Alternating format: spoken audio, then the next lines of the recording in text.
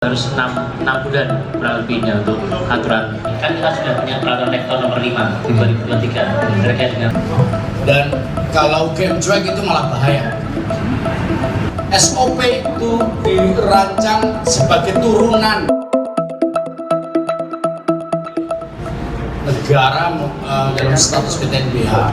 Sebagai institusi pendidikan dia harus punya tanggung jawab secara moral maupun akademik untuk berkontribusi pada kepentingan bangsa ini.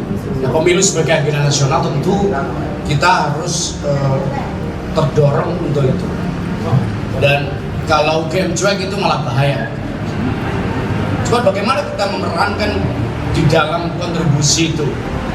SOP itu hanya salah satu hal saja di antara sekian banyak hal kontribusi di dalam merespon agenda nasional soal pemilu.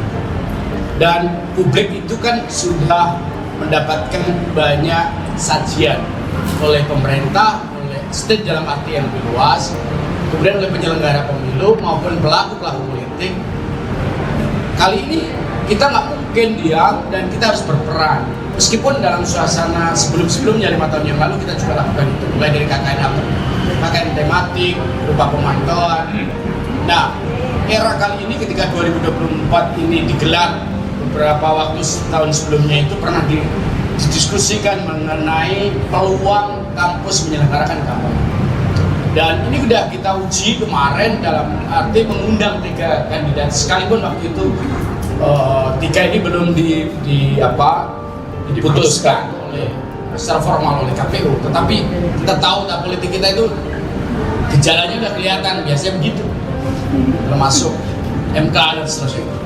Nah, poin saya adalah ini kontribusi ini dimaksudkan adalah selain bagian dari tanggung jawab secara moral dan etik di dalam merespon agenda nasional, juga kita juga uji komitmen kita gitu.